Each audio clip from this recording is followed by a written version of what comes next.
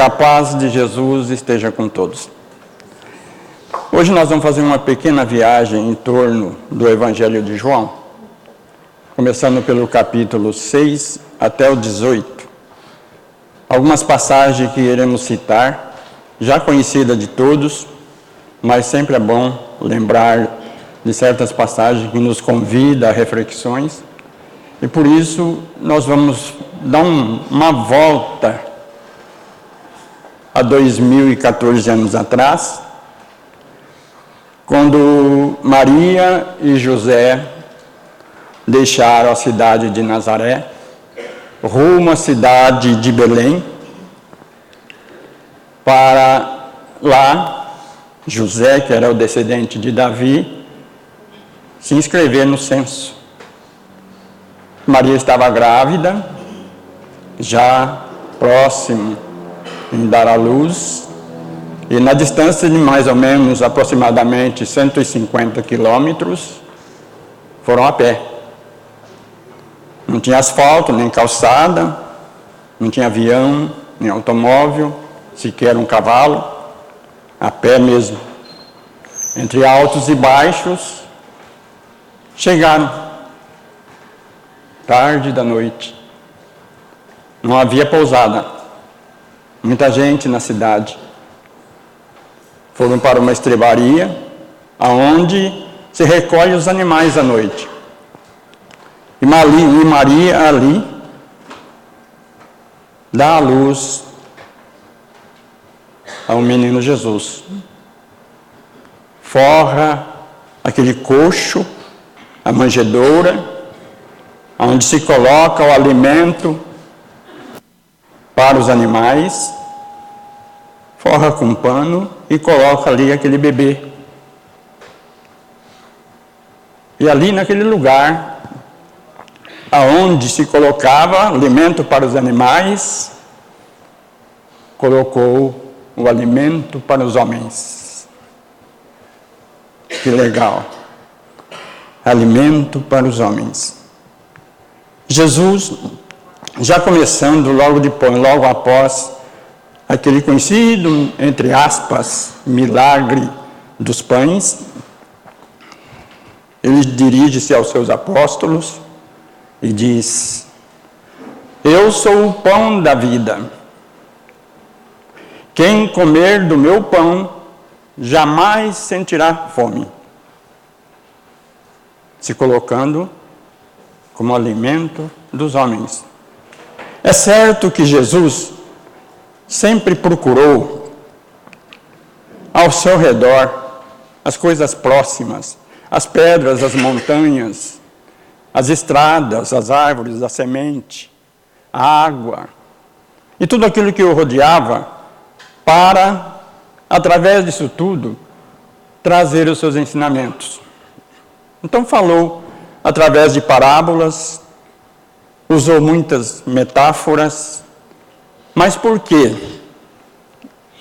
Porque havia necessidade dele fazer compreender, que aqueles homens da época compreendessem nas figuras alegóricas a essência de todos os ensinamentos.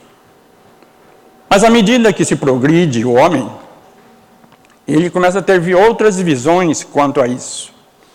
E é isso que nós hoje iremos tentar passar para vocês. Então Jesus se coloca como o alimento dos homens. Olha que interessante. Quem beber da minha água jamais sentirá sede. E eu fiz um roteirinho aqui para que a gente não possa perder o fio da meada, porque passou dos 50, já era, né? Por que será que Jesus sempre se apegou a figuras alegóricas para poder fazer com que os seus ensinamentos fossem perenes? Não poderia ter já entrado direto no âmago dos seus ensinamentos, das suas mensagens? Mas não. Ele procurou nas coisas simples da vida, olha que didática, olha a pedagogia desse ser, o maior psicólogo, o maior pedagogo, o maior professor que possa existir. E vai ficar para o resto da vida. Mais à frente um pouquinho, dentro ainda do capítulo 6, ele faz uma colocação assim que até hoje muita gente fica com o pé atrás. Ele diz: quem não comer da minha carne e não beber o meu sangue, não tem nada comigo e eu também com ele.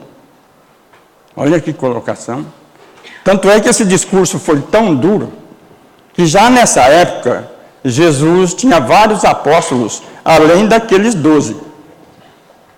E muitos desses que vieram depois saíram de lado e disseram exatamente do jeito que eu falei: esse discurso é muito duro. Onde se viu comer a carne, beber o sangue, e se afastaram. E Jesus volta para os 12 e diz assim: eu falo em espírito e vida. Para os 12 apóstolos, que já vinham vindo numa caminhada até esse ponto, já começaram a entender Jesus, realmente viam o espírito da coisa, como se fala. Quem não beber do meu sangue e não comer a minha carne, não tem nada comigo. Mais à frente, Jesus tem uma outra colocação interessante. Ele fala assim: o meu tempo ainda não é chegado, mas o vosso tempo sempre está pronto. Eu já fiz uma palestra com esse tema. O meu tempo ainda não é chegado, mas o vosso tempo sempre está pronto. Por que será que Jesus alega que o tempo dele não é chegado? Muitos religiosos, muitos conhecedores do Evangelho, outros segmentos religiosos que estão conosco, acham que o tempo de Jesus chegou sim.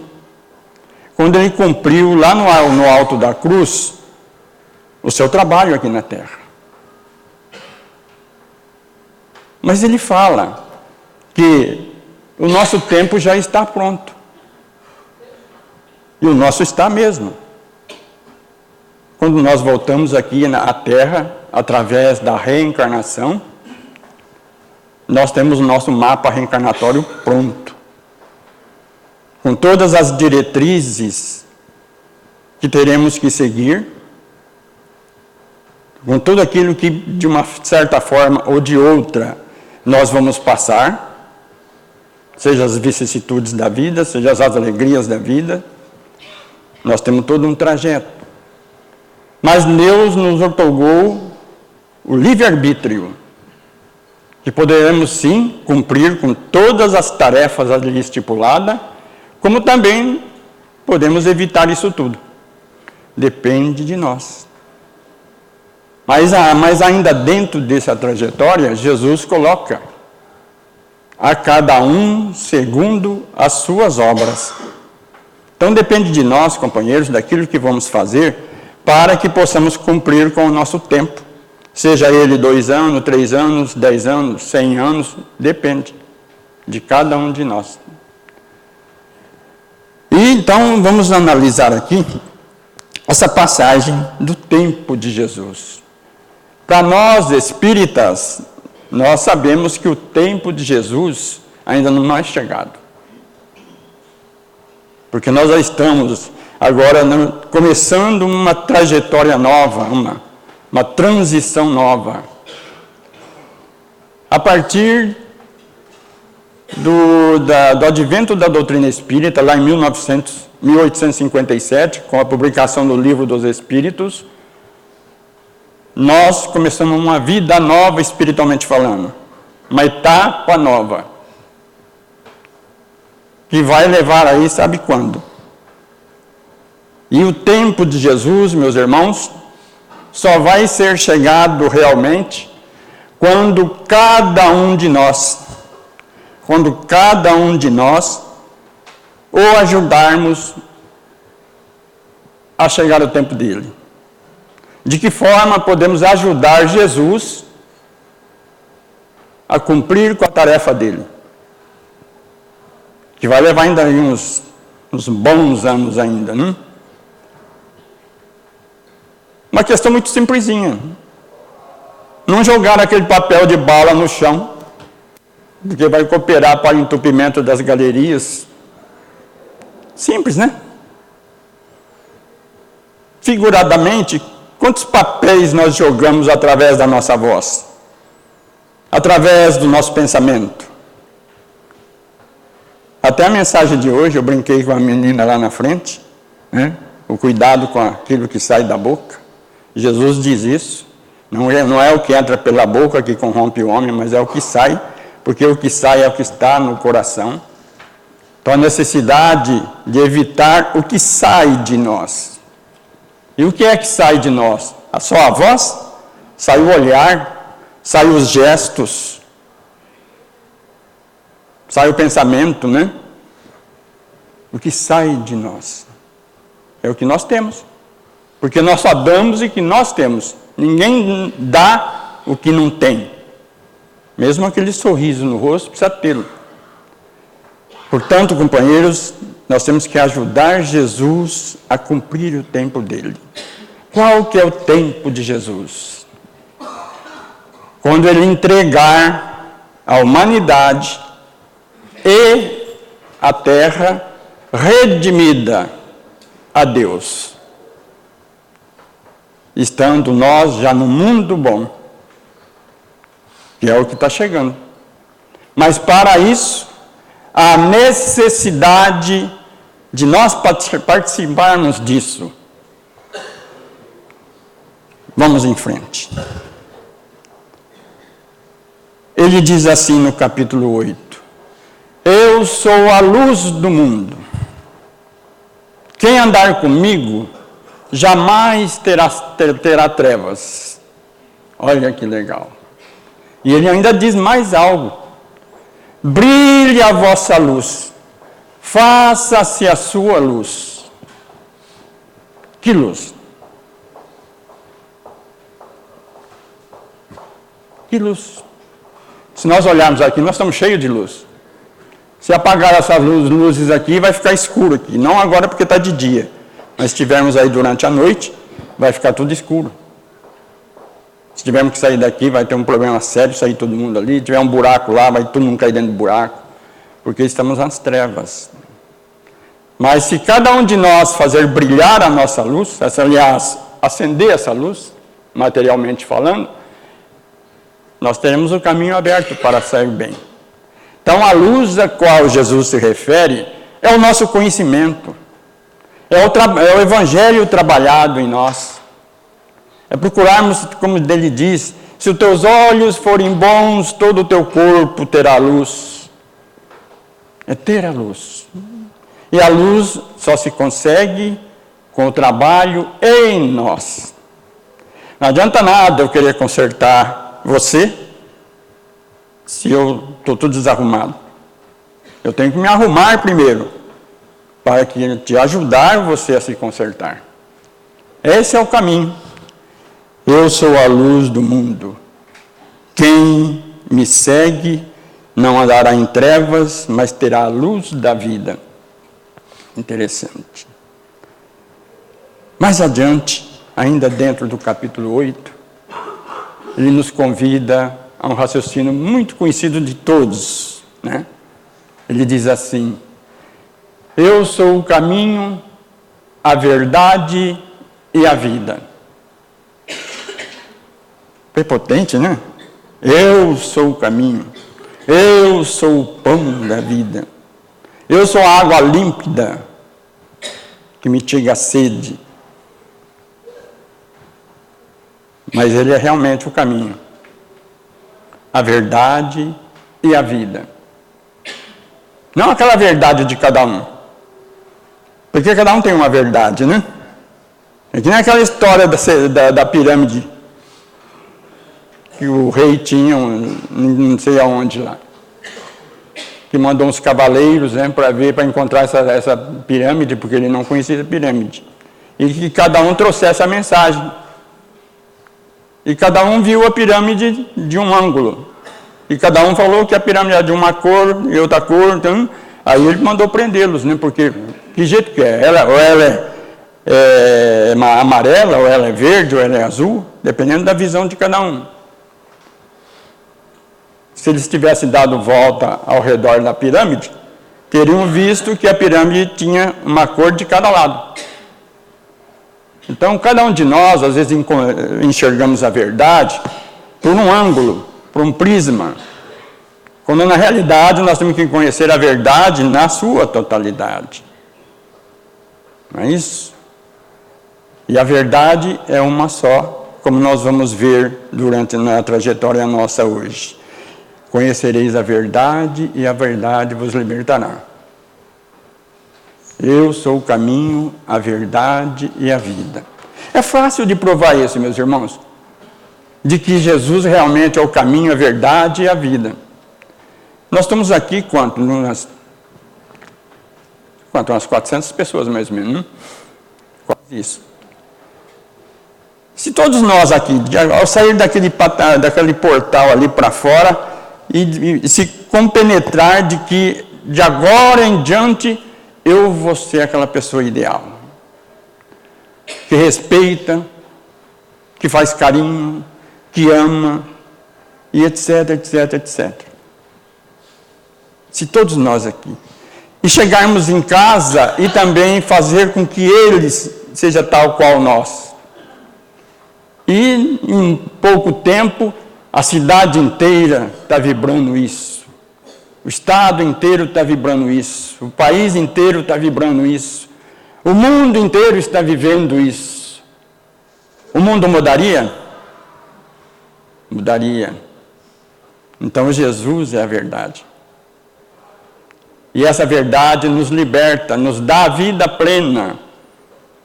Não precisará mais colocar grades nas portas, nas janelas, nos muros. Os carros não precisarão mais de alarmes. A qualquer hora chegaremos no hospital e seremos atendidos com maior amor, com maior carinho. Porque trilhamos o caminho do amor. Então é verdade. Se todos nós compenetrarmos desse Jesus, seremos libertados de nós mesmos, para a luz. Será feita a luz em nós. No capítulo 10, ele coloca assim, algo meio... Ele fala assim, vós sois deuses. Vós sois deuses. E somos. Se ele falou, nós somos. Porque tudo que Jesus fala é verdade. Nós somos deuses. Somos filhos de Deus. Esquecemos disso. Olha o poder que nós temos. Jesus nos diz que somos deuses. Vamos nos analisar. Vamos voltar para dentro de nós e falar assim, por que será que eu sou Deus? E nós vamos encontrar em nós recursos psicológicos, filosóficos, científicos, aquilo que tiver, nós vamos encontrar dentro de nós. Basta ter boa vontade de se conhecer. Sócrates já falava isso há milhares de anos atrás. Conheça-te a ti mesmo. Então, aquele contar até 10, até 20, até 30, até 1000, se for necessário, na hora de uma decisão, onde o rancor, onde a raiva, onde a mágoa transborda de nós, é muito interessante. Vós sois deuses. Jesus, no andar desse caminho que eu estou levando vocês, nós vamos vê-lo já próximo da Páscoa, reunidos com seus apóstolos ao redor de uma mesa, que Da Vinci pintou como sendo a Santa Ceia. Ali Jesus parte o pão e dá um pedaço a cada um. E diz a eles: comam, este é o meu corpo. Distribui o vinho e diz: bebam, este é o meu sangue. E lá atrás ele havia falado: quem não comer da minha carne, jamais não tem nada comigo. Quem não beber meu sangue, não tem nada comigo. Meus irmãos, a Igreja Católica sacramentou, na forma de sacramento, lógico, a Eucaristia, para lembrar essa passagem, porque Jesus distribui o pão e vinho e depois ele fala: façam isto por mim. A igreja então instituiu o sacramento da Eucaristia, onde o crente católico vai lá no altar e o sacerdote dá a ele a hóstia, que é feito de farinha, tal qual o pão, e ele engole aquilo, ele deglute aquilo, como se Jesus, na forma do corpo dele, estivesse dentro dele.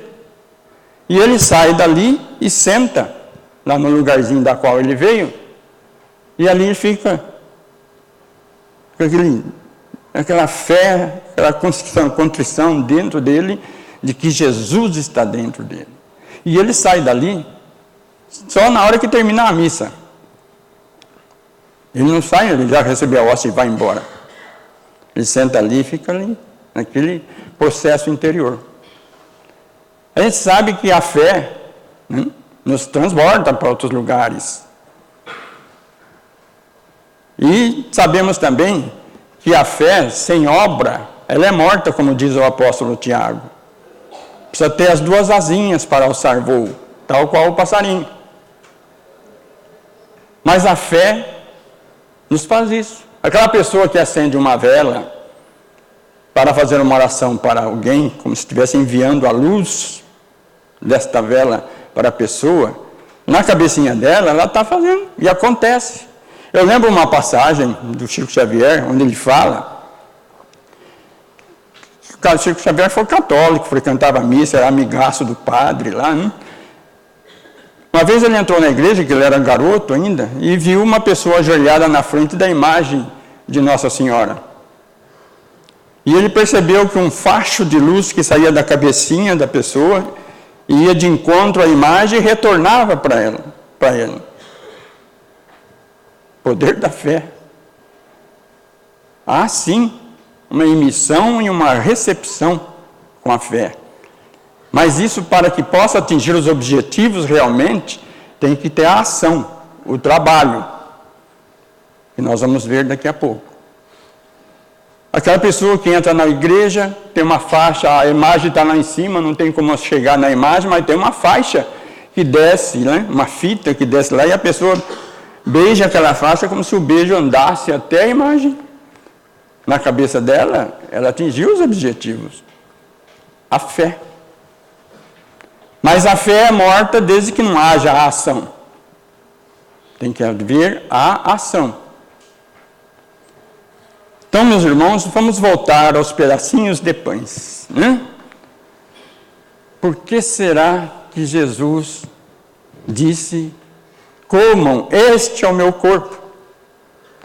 Bebam, este é o meu vinho, este é o meu sangue. Quando Jesus se refere ao corpo, ele se refere ao corpo de doutrina dele. Qual que é o corpo de doutrina de Jesus? O Evangelho.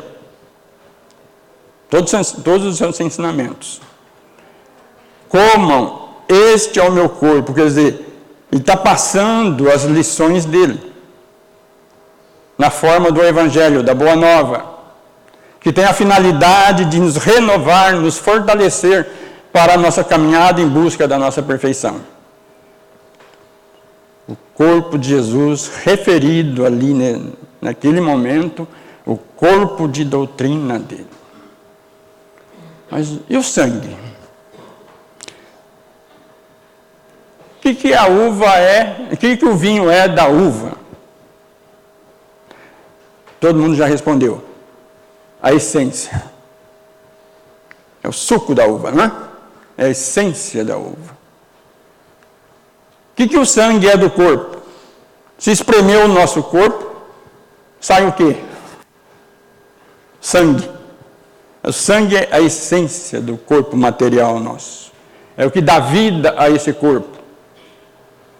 A uva sem a essência, que é o vinho, não tem graça, não tem vida. Apenas uma massa informe. Olha a metáfora, a colocação de Jesus. Qual que é a essência do Evangelho? Não precisamos responder, já peguei. O amor. Não é? Ou não? Ou estou errado? A essência do Evangelho é o amor. E é essa essência que nós temos que trazer para nós. Quando nós estudamos o Evangelho, nós vamos buscando conhecê-lo, aprender as suas lições, que são regras e regras, regras e regras de comportamentos, de atitudes, de vivência, que vai nos tornar um ser melhor. Essa é a função do Evangelho para nós. E a essência disso tudo é, se espremer o Evangelho, vocês vão perceber, é a aprendizagem maior, que é o amor, em nós, de nós para os outros. Tanto é que Jesus resume os 10 mandamentos, aqueles 10 lá, que Moisés nos trouxe através do Monte Sinai, e de Deus, logicamente, nosso Pai, como também o próximo, que é bem próximo de nós. Amar a Deus, resumiu os 10 mandamentos em apenas 2, que é amar a Deus sobre tudo e ao próximo como a si mesmo. Por que a si mesmo? Porque se eu não me amo, como é que eu vou amar o próximo? Eu tenho que primeiro me amar, para que depois eu possa amar o próximo. Isso não tem condição. Só dá quem tem. Quem não tem não dá nada. Então, companheiros, essa figura magistral de Jesus, através dos pedacinhos de pães e do vinho, é essa mensagem que nós temos que deglutir, trazer o Evangelho primeiramente para dentro de nós, para que ele nos alimente espiritualmente, para depois disso tudo, ficar com a essência disso, que é a vida, que é o amor em nós. Essa é a mensagem. Então, vamos analisar mais um item interessante.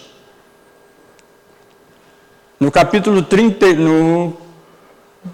12, versículo 32 do Evangelho de João, ainda nesse acompanhamento, Jesus diz: quando eu for levantado da terra, atrairei todos para mim. Quando eu for levantado da terra, atrairei todos para mim. Muitos estudiosos, muitos seguidores do Evangelho, acham que esse momento a qual se refere Jesus é aquele momento que está lá no comecinho do Ato dos Apóstolos, também no Novo Testamento, onde Jesus, depois dos 40 dias, entre aspas, ressuscitados, o que quer dizer materializados junto de nós, ele segue ali para o Monte das Oliveiras, e ali ele se despede dos seus apóstolos, dos 500 da Galileia, e todo mundo já ouviu falar, que já tinha 500 pessoas seguindo ele como discípulos. Ele se despede e diz a Escritura que ele é envolvido por uma nuvem e levado aos céus, que a igreja também comemora como sendo a ascensão do Senhor. Mas não é nesse momento que Jesus se refere: quando eu for levantado da terra, atrairei todos para mim. Levantado pela cruz, erguido pela cruz. Olha que interessante. Jesus era um espírito poderoso, entre aspas, poderoso, forte. Era. Transformou a água em vinho, sem pôr a mão em nada. Mandou encher as jarras, as ânforas, tudo aquilo que coubesse a água. E quando distribuiu a água, diz a Escritura, que era um dos melhores vinhos. Que muita gente estranhou, porque geralmente, já no final da festa, dá-se o pior vinho, porque o primeiro agradou a todos, mas quando chega mais no fim, está todo mundo meio luado, e pode dar o vinho que for, que é tudo bom. Mas muito ao contrário, esse vinho era melhor que o primeiro. Andou sobre as águas sem afundar, aplacou a tempestade com os gestos das mãos, curou cegos, aleijados, surdos, mudos, expulsou, entre aspas, demônios, espíritos maus.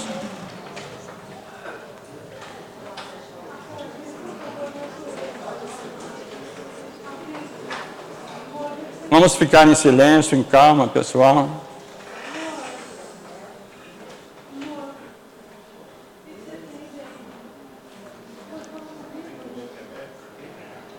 Tem algum médico aqui?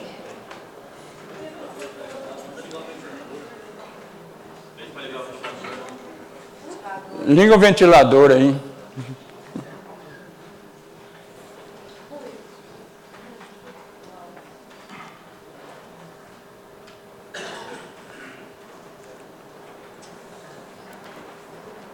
Vamos fazer uma vibração, vamos unir nossos pensamentos.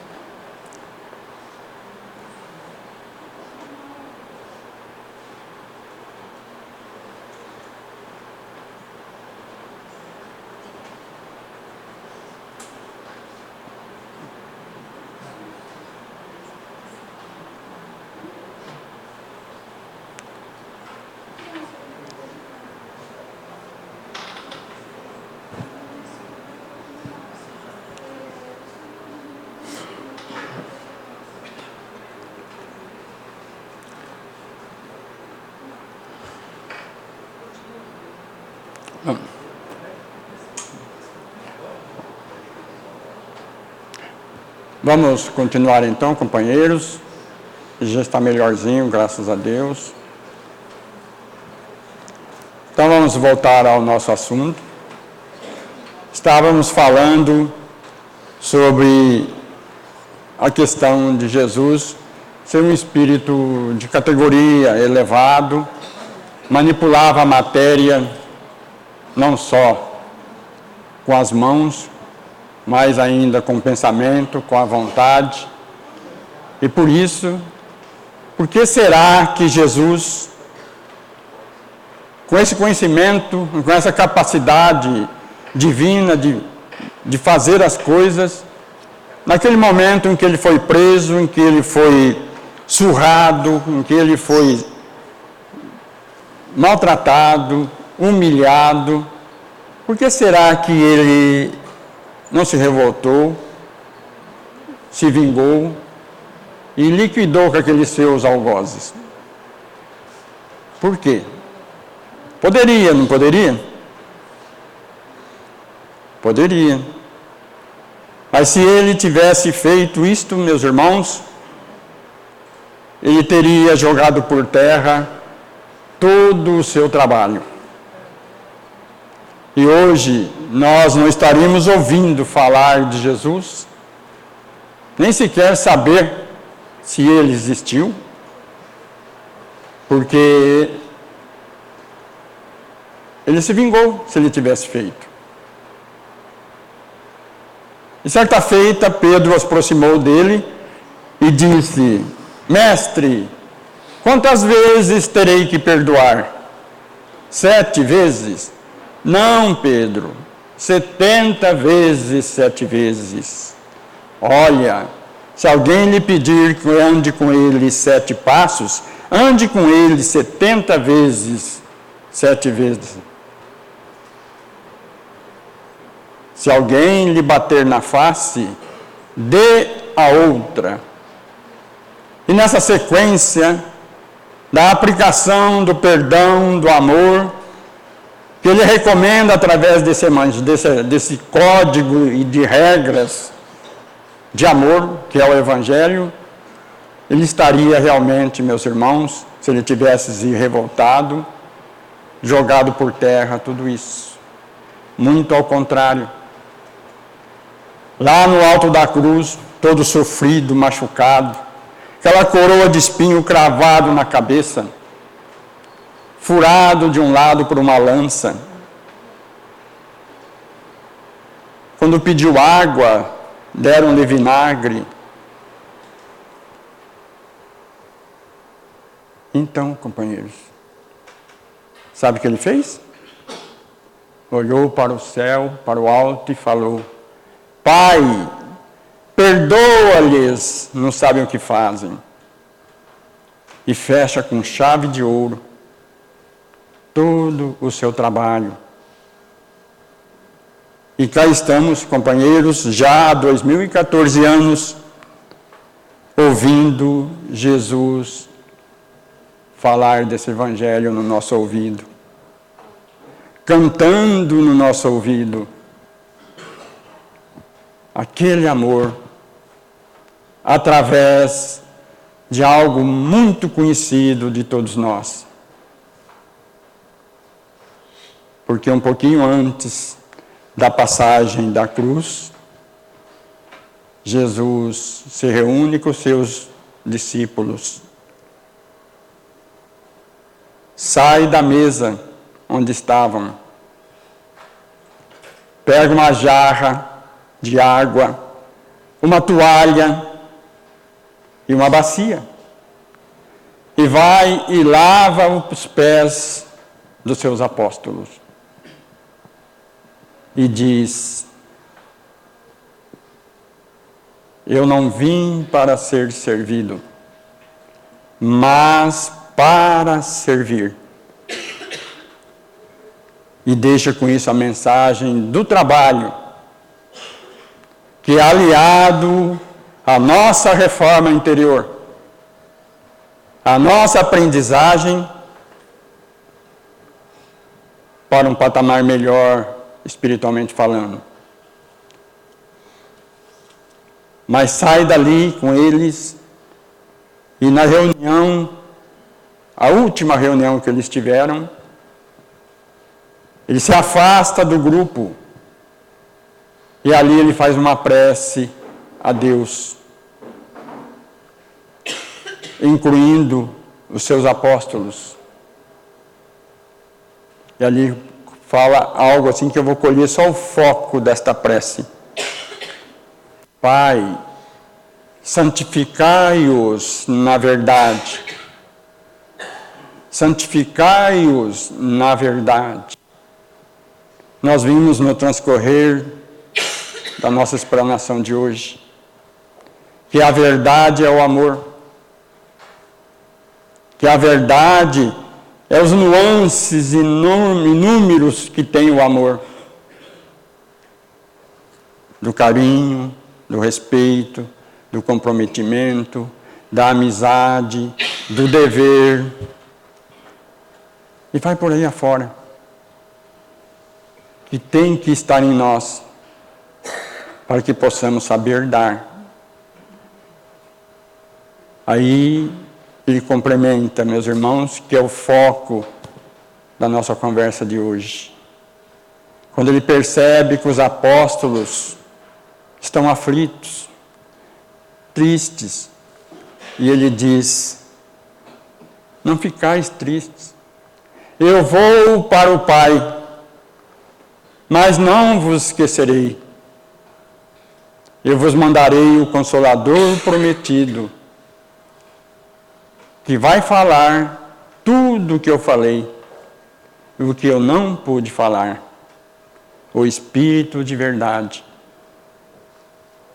E chega até nós, companheiros, a doutrina espírita. Esse Espírito de verdade que Allan Kardec nos trouxe na forma do Consolador Prometido, que são essas 5 obras que todos nós conhecemos, que tem que ser deglutida, e não só deglutida, mas sentida, conhecida e vivida. E não só ser vivida, mas ser trabalhada. Ela não pode ficar só na mente, como conhecimento, como ilustração da nossa vida. E também não pode ficar só como sentimento, como aquela coisa gostosa, como a doutrina é maravilhosa, como ela me faz um bem. É muito bom isso. Tem que ser descida nas mãos, como trabalho. O primeiro deles, como a reforma íntima. E o resto vem por acréscimo. Dar ao próximo, que esse é o nosso objetivo. Começando lá dentro de casa, junto àqueles que estão bem próximos de nós. Porque não adianta nada a gente trabalhar por todos aí fora e olharmos para trás e ver que muitas vezes, ou nas mais das vezes, é aquele alguém pertinho de nós, mais necessitado do que aqueles que estão lá fora e não temos este olhar. Portanto, companheiros, a doutrina espírita tem que estar em nós. Nós estamos dentro da doutrina espírita, estamos dentro do centro espírita, estamos dentro da doutrina espírita. A importância maior é fazer com que ela esteja dentro de nós.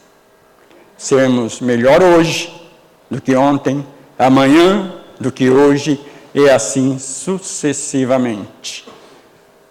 A nossa casa tem trabalhos todos os dias praticamente, com exceção na sexta-feira. Precisamos de trabalhadores, das mais variados tipos. Nos procurem, comecem a valer, comecem a se polir, para que a nossa luz, a vossa luz, possa brilhar. Vós sois a luz do mundo, como se refere a Jesus. Muita paz a todos.